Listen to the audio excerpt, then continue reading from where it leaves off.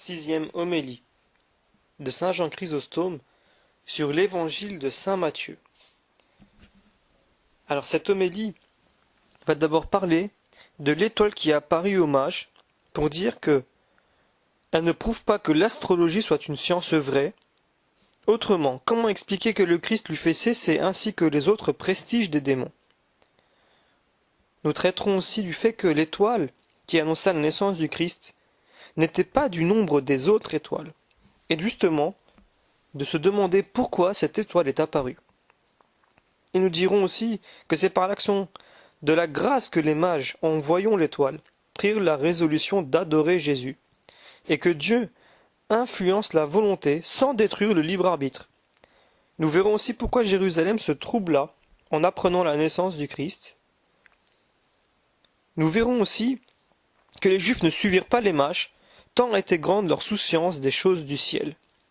Ils n'avaient pas la moindre étincelle de ce feu spirituel qui détruit dans le cœur l'amour des choses du siècle. Et il y aura des remontrances contre le rire dissolu et contre les spectacles. Jésus, donc, étant né à Bethléem, qui est dans la tribu de Juda au temps du roi Hérode, des mages vinrent de l'Orient à Jérusalem, et ils demandèrent « Où est le roi des Juifs, qui est nouvellement né? Car nous avons vu son étoile dans l'Orient, et nous sommes venus l'adorer. » Matthieu, chapitre 2, versets 1 à 4. Nous avons besoin, mes frères, d'une grande attention et de beaucoup de prières pour expliquer toutes les difficultés qui se trouvent dans ces paroles de notre évangile, et pour savoir qui sont ces mages, d'où ils sont venus, qui leur a fait entreprendre ce voyage, et quelle était cette étoile qui les a conduits. Commençons, si vous voulez, par ce qu'en disent sur son sujet les ennemis de la vérité. Car le démon les aveugle de telle sorte qu'ils croient trouver dans cette histoire des armes pour combattre cette même vérité. Aussitôt, disent-ils, que Jésus-Christ fut né, il parut une étoile, ce qui est une preuve claire de la certitude et de la solidité de l'astrologie. Mais qu'y a-t-il de plus faux que ce raisonnement? Si Jésus était né selon la loi de l'astrologie, comment l'aurait-il détruite après en renversant l'erreur du destin, en fermant la bouche aux démons, et en détruisant toutes les allusions de cet art de prédire et de deviner? Comment les mages ont-ils pu aussi comprendre par cette étoile que cet enfant fut le roi des Juifs, puisqu'assurément il n'était pas roi de ce royaume terrestre, comme il le dit lui-même à Pilate, « Mon royaume n'est pas de ce monde ». Jean, chapitre 18, verset 36. Il n'a rien eu à l'extérieur de ceux qui accompagnent les rois. Il n'a point eu auprès de lui de garde d'hommes de guerre, de chevaux, d'attelage, de mules, ni d'autres choses semblables.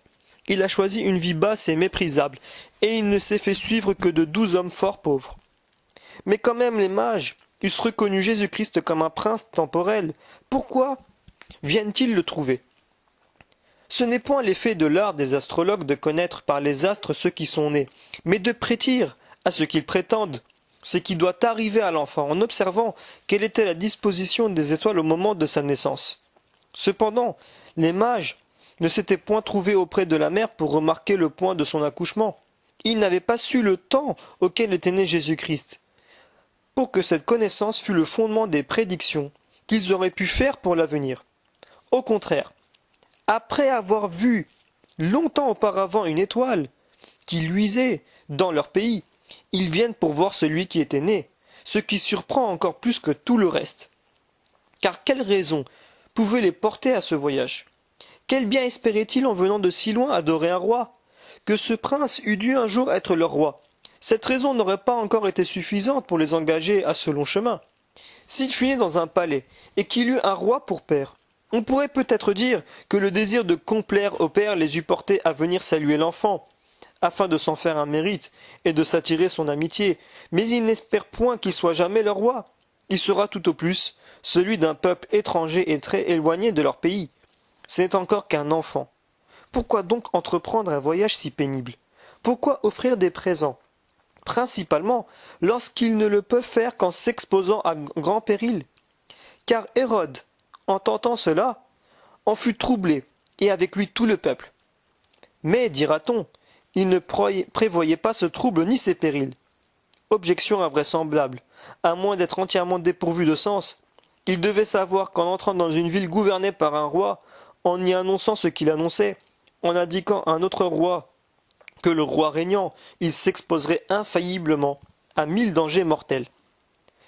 Mais pourquoi adore-t-il un enfant encore dans les langes? Si c'eût été un prince d'âge viril, on pourrait encore dire que l'espérance d'en tirer quelque secours les aurait portés à s'exposer pour lui à tous ces périls. Et néanmoins, ça aurait encore été une extrême folie à des Perses et à des étrangers qui n'avaient aucune liaison avec les Juifs, de quitter pays, maison, parents, pour venir se mettre sous la domination d'un roi étranger. Que s'il y en cela de la folie, il y en avait bien davantage à ce que des personnes sages vinssent de si loin adorer un enfant, exciter de grands troubles, et s'en retourner aussitôt. Car enfin, quelle marque de royauté virent-ils en voyant une étable, une crèche, un enfant enveloppé de l'ange, et une mère très pauvre? Mais à qui font-ils ces présents qu'ils lui offrent, et pourquoi les lui offrent-ils? Est-ce qu'il y avait quelque loi ou quelque coutume qui obligeât à rendre cet honneur à tous les rois à leur naissance?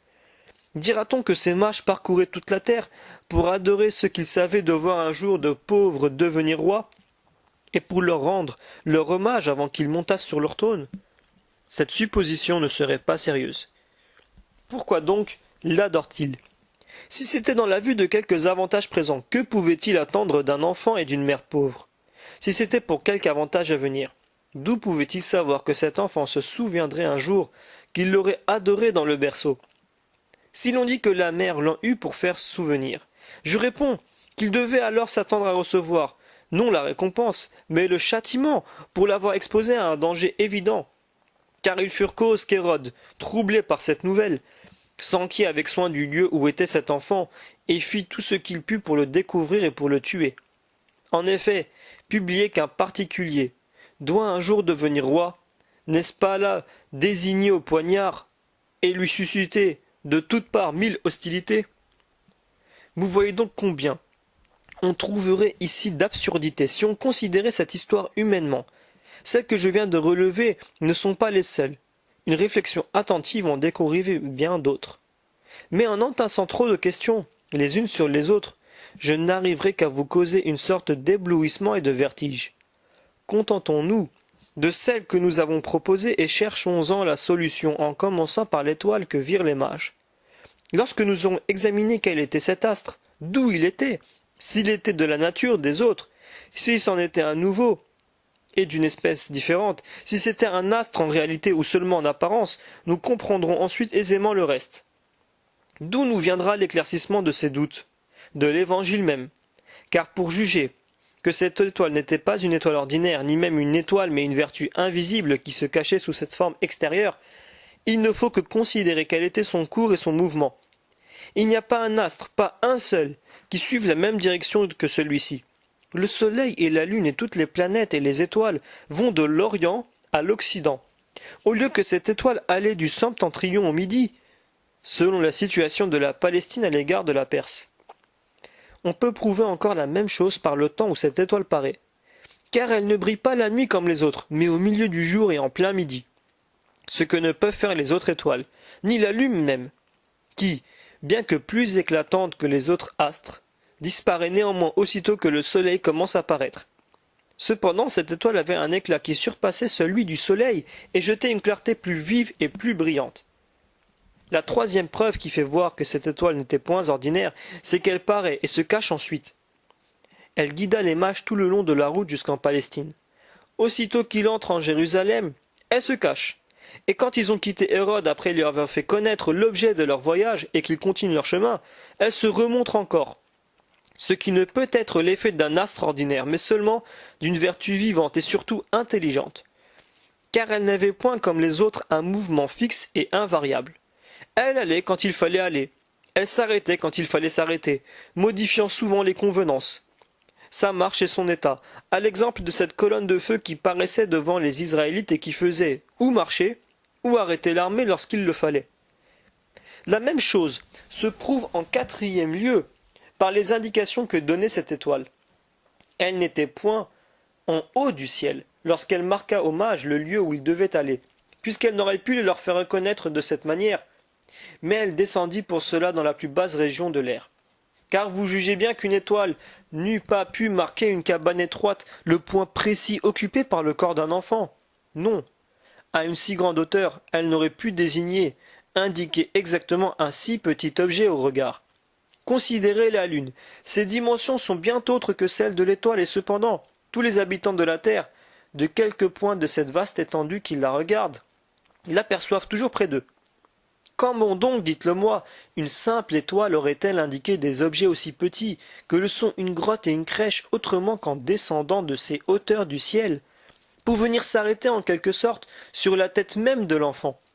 C'est ce que l'évangéliste marque à peu près par ces paroles. L'étoile, qu'ils avaient vue en Orient, commença d'aller devant eux jusqu'à ce qu'étant arrivée sur le lieu où était l'enfant, elle s'y arrêta. Vous voyez donc par combien de preuves l'Évangile montre que cette étoile n'était pas une étoile ordinaire et que ce n'était point par les règles de l'astrologie qu'elle découvrait cet enfant au mage. Mais donc, pourquoi Dieu fit-il paraître cette étoile? C'était pour convaincre l'infidélité des Juifs et pour rendre leur ingratitude inexcusable. Venant sur la terre pour faire cesser l'Ancien Testament, pour appeler tout le monde à la connaissance de son nom et pour se faire adorer dans toute la terre et au-delà des mers, Jésus-Christ ouvre d'abord aux gentils la porte de la foi, et il instruit son propre peuple par des étrangers. Dieu, voyant l'indifférence avec laquelle les Juifs écoutaient toutes les prophéties qui promettaient la naissance du Sauveur, faire venir de loin des barbares chercher le roi des Juifs au milieu des Juifs, et il veut que des Perses leur apprennent les premiers ce qu'ils ne voulaient pas apprendre eux-mêmes des oracles de leurs prophètes, afin que, s'ils avaient quelque reste de bonne volonté, cette occasion les porta à croire, et que s'ils voulaient toujours être rebelles, il ne leur resta plus aucune excuse. Car, que pouvaient-ils dire en rejetant Jésus-Christ après tant de témoignages des prophètes? Lorsqu'ils voyaient ces mages le chercher, à une seule apparition d'une étoile, et l'adorer aussitôt qu'ils l'ont trouvé. Dieu se sert aujourd'hui des mages de la même manière qu'il s'était servi autrefois des Ninivites, auxquels il envoya Jonas, de la même manière qu'il se servira plus tard de la Samaritaine et de la Cananéenne, c'est-à-dire pour confondre les Juifs. Et l'on peut appliquer cette parole de Jésus-Christ. Les Ninivites s'élèveront contre ce peuple, et le condamneront. La reine de Saba accusera cette race infidèle. Matthieu, chapitre 12, verset 41. Puisqu'ils ont cru au moindre signe et que ce peuple ne se rend pas au plus grand. Vous me demanderez peut-être pourquoi Dieu se sert de cette étoile pour attirer les mages à lui. Mais de quel autre moyen aurait-il se servir? Devait-il leur envoyer des prophètes? Les mages ne les eussent jamais reçus. Leur devait-il parler au ciel? Ils ne l'eussent point écouté. Leur devait-il envoyer un ange? Ils l'auraient aussi négligé. C'est pourquoi, laissant de côté tous ces moyens extraordinaires, il les appelle par des choses qui leur étaient communes et familières. Et usant ainsi d'une admirable condescendance pour s'accommoder à leur faiblesse, il fait luire sur eux un grand astre, très différent de tous les autres, afin de les frapper par sa grandeur, par sa beauté et par la nouveauté de son mouvement. C'est à l'imitation de cette condescendance que saint Paul prit autrefois occasion d'un autel, qu'il vit à Athènes pour prêcher Jésus-Christ aux Athéniens, et qu'il se servit du témoignage de leurs poètes. C'est de circoncision qu'il parle lorsqu'il s'adresse aux Juifs. C'est des sacrifices qu'il part pour annoncer la doctrine à ceux qui vivent encore sous la loi ancienne. Comme les hommes sont tous attachés à leurs coutumes et à ce qu'ils voient d'ordinaire, Dieu, à tous ceux qu'il envoie pour travailler au salut des peuples, s'en servent souvent pour les faire entrer dans la vérité.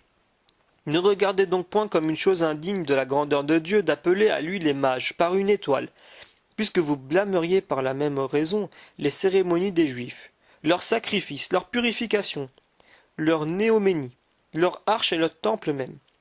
Toutes ces choses n'ont point eu d'autre origine qu'une grossièreté toute païenne. Dieu cependant, pour le salut d'un peuple enfoncé dans l'erreur, permit que les Hébreux l'honorassent, comme les païens honoraient les démons, à quelques petites différences près, afin qu'en les retirant peu à peu de ses coutumes, il les éleva dans la suite jusqu'au fait de la sagesse évangélique. Il use donc de cette condescendance envers les mages, et il les appelle à lui par une étoile, afin de les faire passer ensuite à un état plus parfait et plus élevé. Mais après qu'il les a ainsi conduits comme par la main jusqu'à la crèche, il ne leur parle plus par une étoile mais par un ange, parce qu'ils sont devenus plus parfaits et plus éclairés. Dieu traita ainsi autrefois les Ascalonites et les peuples de Gaza. 1 Roi chapitre 5. Car les 5 villes des Philistins, ayant été frappées d'une plaie mortelle après la prise de l'arche, et ne pouvant trouver aucun moyen de s'en délivrer, ils assemblèrent les devins, et s'informèrent du moyen de faire cesser cette plaie. Leurs devins leur répondirent qu'il fallait prendre des génisses, qui n'eussent pas encore été domptés, et qu'ils n'eussent porté qu'une fois, et les atteler au chariot où était l'arche, afin de les laisser aller où elles voudraient, sans que personne les conduisît. Et ils assurèrent qu'on reconnaîtrait par là si cette plaie venait de Dieu, ou si elle était arrivée par hasard. Car, si, dirent-ils, elles secouent le joug, auquel elles n'ont pas été accoutumées, si le cri de leur veau les fait retourner à leur étable, ce sera une preuve que cette plaie est arrivée par hasard. Mais si elles marchent droit dans leur chemin sans s'y égarer, quoiqu'elles ne le sachent pas, et sans être touchées par le cri de leurs petits, ce sera une marque certaine que c'est la main de Dieu qui aura frappé nos villes. Comme donc ces peuples crurent alors ces devins, et firent ce qu'il leur avait ordonné, Dieu, par une admirable condescendance, voulut bien se conformer à la parole des devins, et il ne crut pas indigne de lui seconder leurs prédictions, et d'accomplir ce qu'ils avaient dit. Sa gloire alors éclata d'autant plus que ses propres ennemis reconnurent sa grandeur, et rendirent témoignage à sa souveraine puissance. On pourrait citer plusieurs autres exemples d'une semblable condescendance de Dieu, l'apparition de l'ombre de Samuel, évoquée par la Pythonisse, en 1 Roi, chapitre 28, et s'expliquerait suivant le même principe, et cette explication vous la trouverez aisément vous-même, après ce que je viens de vous dire. Voilà les réflexions que je me borne à vous présenter sur l'étoile, mais en y songeant, vous y trouverez bien davantage. Maintenant, reprenons le commencement du passage que nous avons lu. Jésus donc étant né à Bethléem, qui est de la tribu de Juda, au temps du roi Hérode, des mages vinrent d'Orient à Jérusalem. Verset 2. Ces mages suivent la lumière d'une étoile, et les Juifs ne croient pas à tant de prophètes qui avaient annoncé la naissance du Fils de Dieu. Mais pourquoi l'évangéliste marque-t-il avec tant de soin le lieu et le temps de cette histoire? Dans Bethléem, dit-il, et au temps du roi Hérode. Pourquoi encore a-t-il soin d'indiquer la dignité d'Hérode, en ajoutant le mot de roi? C'est pour distinguer cet Hérode de celui qui fait mourir saint Jean, qui était tétrarque et non pas roi. Quant au lieu et au temps, il les rapporte pour rappeler à notre mémoire d'anciennes prophéties. L'une du prophète Michée qui avait dit « Et toi, Bethléem, terre de Juda, tu n'es pas la plus petite entre les villes de Juda. » Michée chapitre 5 verset 2. Et l'autre du patriarche Jacob, qui avait marqué exactement le temps de la venue du Messie, et qui, pour en donner un signe évident, avait dit « Les princes ne cesseront point dans la tribu de Juda. Et les chefs sortiront toujours de sa chair, jusqu'à ce que celui qui a été destiné de Dieu soit venu, et il sera l'attente des nations. » Genèse, chapitre 49, verset 10. Mais il faut voir d'où vint hommage la pensée qu'ils eurent ainsi que la résolution qu'ils prirent. Car je crois que leur foi n'a pas été l'ouvrage de cette étoile, mais de Dieu même, qui agissait dans leur âme comme il agissait autrefois sur l'esprit du roi Cyrus, pour le disposer à délivrer le peuple juif. Lorsque Dieu agit de la sorte, il le fait sans détruire le libre arbitre. Puisque lorsqu'il convertit saint Paul par une voix qu'il fit entendre du ciel, il voulut, en faisant voir sa grâce, faire voir en même temps la soumission et l'obéissance de cet apôtre. Mais pourquoi, dites-vous, Dieu ne fit-il pas cette révélation à tous les mages? C'est parce qu'il n'y en aurait pas tous ajouté foi, et que ceux-ci étaient mieux disposés que les autres. C'est ainsi que parmi tant de peuples sur le point de périr, Dieu n'envoya un prophète qu'au seul Ninivite, et que, de 2 larrons crucifiés avec Jésus-Christ, il n'y eut qu'un qui fut sauvé. Admirez donc la vertu des mages. Admirez non seulement le courage qu'ils ont eu de venir de si loin, mais la franchise qu'ils montrent envers Hérode, pour qu'on ne les prenne pas pour des espions. Ils s'expliquent franchement sur le guide qui les a conduits comme sur la longueur de la route qu'ils ont parcourue. Saint Matthieu dit « Et ils demandèrent Où est le roi des Juifs qui est nouvellement né? Car nous avons vu son étoile en Orient et nous sommes venus l'adorer. » Ils ne craignent ni la colère du peuple, ni la tyrannie du roi. C'est ce qui me fait croire que ces mages devinrent ensuite dans leur pays les prédicateurs de la vérité. Car après avoir si ardemment parlé à un peuple étranger, ils l'ont fait encore plus dans leur propre pays, principalement après avoir été instruits depuis par la parole d'un ange et par le témoignage des prophètes. Saint Matthieu continue. Ce que le roi Hérode ayant entendu, il en fut troublé, et avec lui toute la ville de Jérusalem. Verset 3. Hérode pouvait raisonnablement craindre parce qu'il était roi, et qu'il craignait pour lui et pour ses enfants. Mais quel sujet de crainte pouvait avoir Jérusalem, à qui depuis si longtemps les prophètes promettaient un Messie sauveur, bienfaiteur, libérateur? D'où venait donc le trouble de ce peuple? De la même aberration d'esprit qui tant de fois lui avait fait mépriser Dieu, lors même qu'il le comblait de biens, et qui lui faisait regretter les viandes d'Égypte au mépris de sa liberté si miraculeusement recouvrée. Mais considérez l'exactitude des prophéties, car Isaïe avait annoncé ces choses longtemps auparavant. Ils désireront, dit-il, ils seront consumés parce qu'un petit enfant nous est né et qu'un fils nous a été donné. Ésaïe, chapitre 9, verset 6. Cependant, quelque trouble qu'ils ressentent, ils ne s'informent point de cette merveille qu'on leur annonce. Ils ne suivent point les mages, ils ne témoignent pas la moindre curiosité en cette rencontre, mais ils allient dans eux, en même temps une négligence incroyable et une opiniâtreté inflexible. Ils devaient tenir au contraire à grand honneur la naissance de ce nouveau roi, qui déjà s'attirait l'hommage des Perses, et sous le roi duquel ils pouvaient se promettre de se rendre les maîtres du monde. Puisqu'un commencement si illustre ne pouvait avoir que des suites glorieuses. Mais rien ne put changer leur mauvaise disposition, pas même le souvenir de la domination persane, à laquelle cependant il n'y avait pas encore très longtemps qu'ils avaient échappé. Quand même, ils n'auraient eu aucune connaissance des sublimes mystères que Dieu devait accomplir, en ne consultant que l'événement dont ils étaient témoins. Ils devaient tout naturellement se dire en eux-mêmes, si ces étrangers tremblaient déjà, et craignent si fort notre roi, lorsqu'il ne fit que de naître, combien le craindront-ils davantage quand il sera grand? Combien donc allons-nous devenir plus puissants et plus glorieux que les autres peuples? Mais rien de tout ça n'a pu les toucher. Tel est l'assouplissement de leur indifférence, telle est la malignité de leur succès et de leur envie, double vice que nous devons, avec soin expulser de notre âme. Mais pour le combattre avec succès, il faut être plus brûlant que le feu. C'est pourquoi Jésus-Christ a dit « Je suis venu apporter un feu sur la terre ». Et que désirais-je sinon qu'il s'allume? Luc chapitre 12 verset 49. C'est aussi pourquoi le Saint-Esprit apparut en forme de feu. Et après cela néanmoins, nous demeurons plus froids que la cendre et plus sensibles que les morts.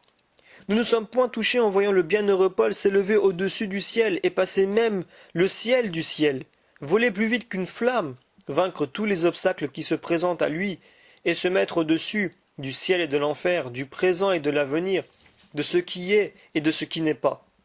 Si ce modèle est trop grand pour vous, c'est une marque de votre lâcheté. Qu'est-ce que saint Paul a eu de plus que vous pour croire qu'il vous soit impossible de l'imiter? Mais n'insistons pas sur ce point. Laissons saint Paul à part et jetons la vue sur les premiers chrétiens. Argent, propriété, soucis mondains, occupations séculières, ils rejetaient tous ces hommes pour se donner à Dieu tout entier et pour méditer jour et nuit ses enseignements. Car tel est le feu du Saint-Esprit. Il ne souffre point que le cœur qui l'enflamme désire aucune des choses de ce monde, mais il nous porte à un autre amour. C'est pourquoi celui qui suivait d'abord ses passions et ses désirs deviendra prêt tout d'un coup à donner tout ce qu'il possède, à mépriser la gloire, à quitter les délices et même à exposer sa vie s'il est nécessaire, et il fera tout cela avec une facilité merveilleuse. Parce que lorsque l'ardeur de ce feu est entrée dans l'âme de quelqu'un, elle en chasse toute froideur et toute lâcheté. Elle la rend plus légère que naît un oiseau et lui donne un mépris général de toutes les choses présentes. Cette personne commence aussitôt à ressentir sans relâche les mouvements du repentir et de la componction. Elle pleure sans cesse avec abondance et trouve 1000 plaisirs et 1000 délices dans ses larmes. Et surtout, il n'y a rien qui nous attache plus fortement à Dieu que ses larmes. Celui qui en est à cet état a beau demeurer dans une ville, il ne laisse pas d'y vivre comme s'il était retiré dans un désert, sur une montagne ou dans le creux d'un rocher. Il ne regarde plus rien des choses présentes, et il ne se lasse point de gémir et de pleurer. Soit qu'il pleure ses propres péchés, soit qu'il pleure ceux des autres. C'est pourquoi Jésus-Christ déclare que ceux-là sont bienheureux. Heureux, dit-il, ceux qui pleurent. Matthieu, chapitre 5, verset 5. Mais comment donc, me direz-vous, saint Paul a-t-il dit, réjouissez-vous sans cesse en notre Seigneur. Il l'a dit pour exprimer le plaisir qui naît de ses larmes.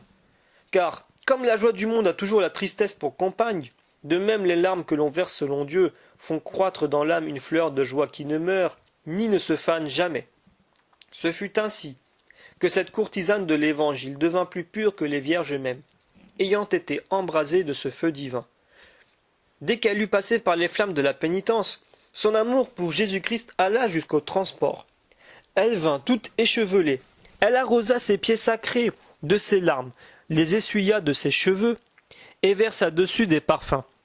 Mais combien ces marques extérieures de son amour étaient encore au-dessous de sainte ardeur de son âme, que Dieu seul voyait. Ainsi, tous ceux qui entendent raconter cette histoire se réjouissent de ses actions si saintes, et la tiennent déjà purifiée de tous ses péchés. Si nous qui avons tant de malice, nous portons ce jugement sur sa conversion, considérons quelle grâce elle aura reçue de Dieu, dont la bonté est infinie, et combien elle-même a recueilli de fruits de sa pénitence, avant même que Dieu l'ait comblée de ses dons et de ses faveurs. Comme l'air devient pur après une grande pluie, ainsi, après cette pluie de larmes, l'esprit devient serein et tranquille, et les nuages des péchés se dissipent entièrement. Et comme nous avons été purifiés la première fois dans le baptême par l'eau et par l'esprit, nous le sommes une seconde fois dans la pénitence, par des larmes et par la confession, pourvu que nous n'agissions point par ostentation et par vaine gloire. Car celle qui pleure de la sorte est encore plus digne de blâme que celle qui se peint le visage de blanc et de rouge, par le désir qu'elle a de paraître belle. Pour moi, je veux des larmes qu'on ne donne pas à l'hypocrisie, mais à la componction. Je veux des larmes que l'on répand en secret dans le lieu le plus retiré de sa maison et hors de la vue des hommes, des larmes que l'on verse dans un grand silence et dans un profond repos, et qui sortent du fond du cœur, qui naissent de la douleur et de la tristesse et que l'on ne présente qu'aux yeux de Dieu seul. Telles étaient celles d'Anne, dont l'Écriture dit qu'elle remuait les lèvres sans qu'on entendît la voix. 1 Roi, chapitre 1, verset 13. Mais ces larmes retentissaient plus haut devant Dieu que toutes les trompettes du monde. C'est pourquoi Dieu la guérit de sa stérilité, et d'une roche dure fit un champ fertile. Vous imiterez encore votre Seigneur et votre Dieu, si vous pleurez de cette manière, puisqu'il a pleuré lui-même la mort de Lazare et la ruine de Jérusalem, et qu'il a été ému et troublé de la perte de Juda. Enfin, on le trouve souvent pleurant, mais on ne le trouve point riant. Il ne souriait même jamais. Au moins, nul des évangélistes ne l'a marqué. L'Écriture aussi rapporte que saint Paul a pleuré la nuit et le jour durant 3 ans. Actes, chapitre 20, verset 31. Lui-même le dit, et d'autres encore l'ont dit de lui. Mais ni lui ni personne n'a point écrit qu'il ait ri. Et nul des saints ne l'a écrit aussi, ni de soi-même ni d'un autre. Et on n'a dit cela que de Sarah, qui en fut aussitôt reprise, et de l'un des fils de Noé, qui de libre qu'il était en devint esclave. Ce que je ne dis pas toutefois pour défendre absolument de rire jamais, mais de peur de bannir la dissipation. Et véritablement, quel sujet avez-vous tant de vous réjouir et d'éclater de rire, puisque vous êtes encore si redevable à la justice divine, puisque vous devez comparaître devant un tribunal si terrible et rendre un compte exact de toutes vos actions, fautes volontaires et même involontaires, nous rendrons raison de tout. Si quelqu'un, dit le Sauveur, me renonce devant les hommes, je le renoncerai devant mon Père qui est dans les cieux. Matthieu chapitre 10, verset 33. Et ainsi, quoique ce renoncement ait été involontaire, on n'évitera pas le supplice. Nous répondrons encore, et de ce que nous savons, et de ce que nous ne savons pas, puisque l'apôtre dit « Je ne me sens coupable de rien », mais cela ne me justifie pas. 1 Corinthiens chapitre 4, verset 4. Et il montre encore que l'ignorance n'excuse point, lorsqu'il dit des Juifs « Je puis leur rendre ce témoignage », qu'ils ont du zèle pour Dieu, mais leur zèle n'est pas selon la science. Romains chapitre 10, verset 2. Ce qui néanmoins ne suffit pas pour les excuser. En écrivant aux Corinthiens, il leur dit Je crains que, comme le serpent trompa Ève par sa malice, on ne vous corrompe l'esprit, et que vous nous perdiez la simplicité qui est selon Jésus-Christ. 2 Corinthiens chapitre 11 verset 3. Comment? Vous avez à rendre compte de tant de péchés, et vous vous amusez à rire, à dire des plaisanteries et à rechercher les délices de la vie. Mais que gagnerai-je, me dites-vous, quand je pleurerai au lieu de rire? Eh bien vous y gagnerez infiniment. Dans la justice du siècle, un criminel a beau pleurer, on ne rétractera point pour cela l'arrêt de sa condamnation. Mais dans l'Église, si vous soupirez seulement, vos soupirs feront révoquer votre sentence, et vous obtiendront le pardon. C'est pour cette raison que Jésus-Christ vous recommande tant de larmes, et qu'il appelle heureux ceux qui pleurent et malheureux ceux qui rient. L'Église n'est point un théâtre, et nous ne nous y assemblons point pour rire aux éclats, mais pour gémir et pour acquérir un royaume par nos pleurs et par nos soupirs. Quand vous êtes devant un roi de la terre, vous n'osez pas même sourire, et lorsque le Seigneur des anges habite au milieu de vous, vous ne paraissez point devant lui avec la bienséance et la frayeur respectueuse qu'il demande, mais vous riez même souvent, lorsqu'il est en colère contre vous. Ne voyez-vous pas que vous irritez encore plus Dieu par ce mépris que par tous vos crimes? Dieu d'ordinaire n'a pas tant d'horreur de ceux qui pêchent, que de ceux qui ne se repentent point après leur péché. Cependant, il y a des personnes assez insensibles pour pouvoir dire après tout ceci, Dieu me garde de pleurer jamais, mais le don que je lui demande, c'est de rire et de me divertir toute ma vie. Y a-t-il rien de plus bas et de plus puéril que cette pensée? Les divertissements ne sont pas un don de Dieu, mais du diable. Écoutez ce qui arriva autrefois, à ceux qui se divertissaient. Le peuple, dit l'Écriture, s'assit pour manger et pour boire. Il se leva ensuite pour jouer.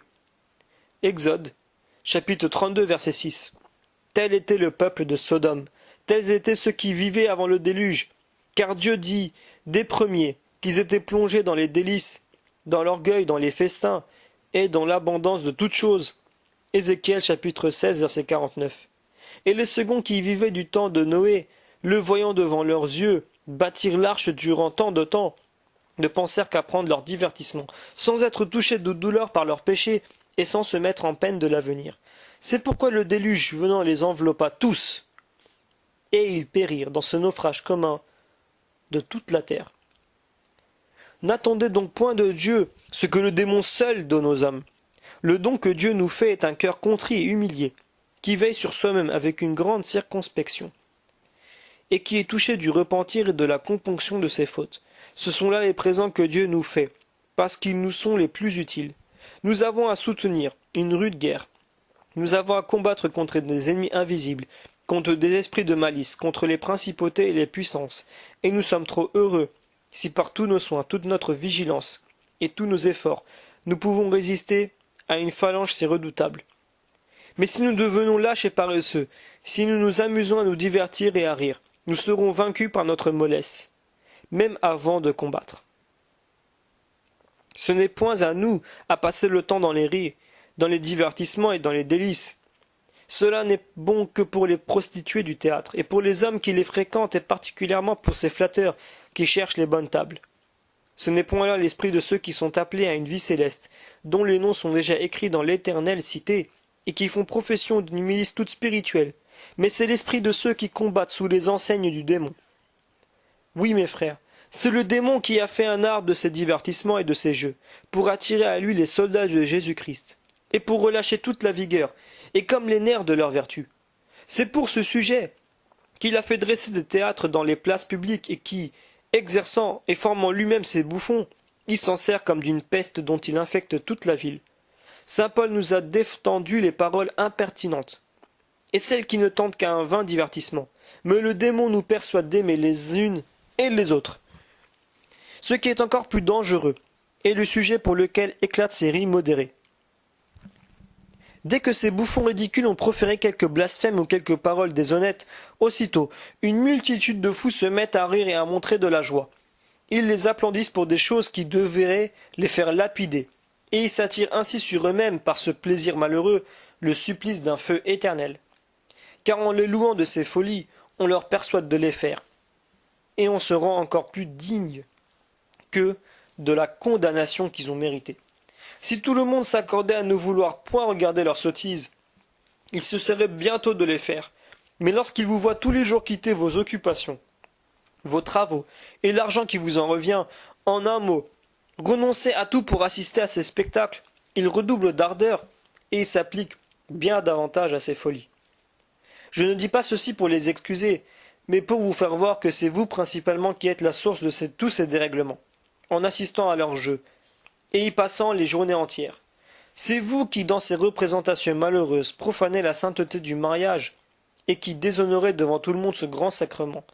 Car celui qui représente ces personnages infâmes est moins coupable que vous qui les faites représenter, que vous qui l'animez de plus en plus par votre passion, par vos ravissements, par vos éclats et par vos louanges, et qui travaillez de toute manière à embellir et à relever cet ouvrage du démon. Avec quels yeux pourrez-vous regarder chez vous votre femme, après l'avoir vue si outragée en la personne de ces comédiennes? Comment ne rougissez-vous point en pensant à elle, en voyant son sexe si déshonoré par ces infamies? Ne me dites point que tout ce qui se fait alors n'est qu'une fiction. Cette fiction a fait beaucoup d'adultères véritables, et a renversé beaucoup de familles. C'est ce qui m'afflige davantage, que ce mal était si grand, et on ne le regarde pas même comme un mal, et que lorsqu'on représente un crime aussi grave qu'est l'adultère, on n'entende que des applaudissements et des cris de joie. Ce n'est qu'une feinte, dites-vous.